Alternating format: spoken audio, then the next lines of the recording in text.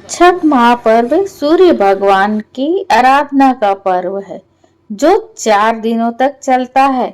पहले दिन नहाए खाए होता है जिसमें कद्दू की सब्जी और चने की दाल बनाई जाती है।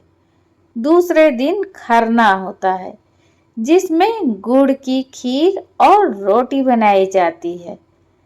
तीसरे दिन अस्त होते सूर्य भगवान को अर्घ दिया जाता है और चौथे दिन उगते हुए सूर्य भगवान की आराधना की जाती है, अर्घ दिया जाता है।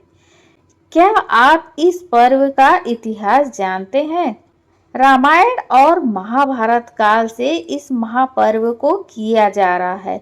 धार्मिक मान्यताओं के अनुसार छठ महापर्व की शुरुआत सबसे पहले माता सीता ने किया था।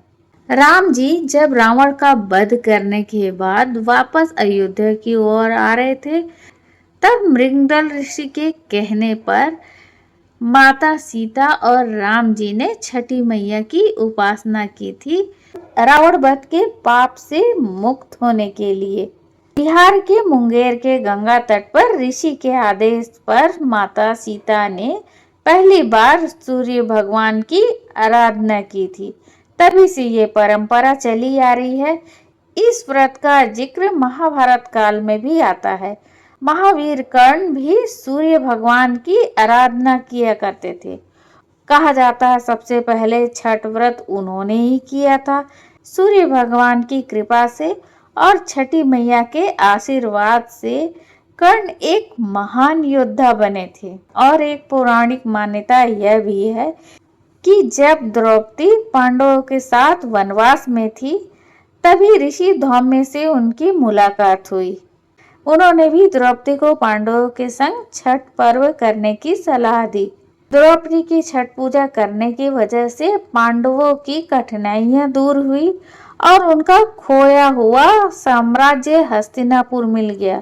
द्रौपदी ने ये व्रत रांची के पास नगरी गांव के एक झरने के पास किया था। आज भी उस गांव में छठ पूजा उसी झरने के पास की जाती है।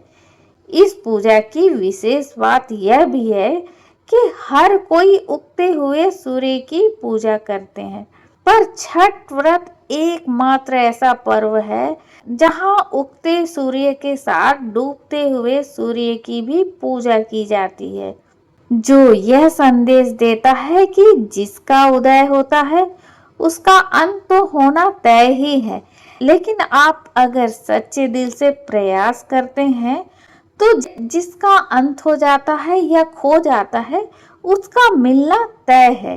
रात कितनी भी अंधेरी हो, सूर्य तो निकलता ही है, उजाला तो होता ही है।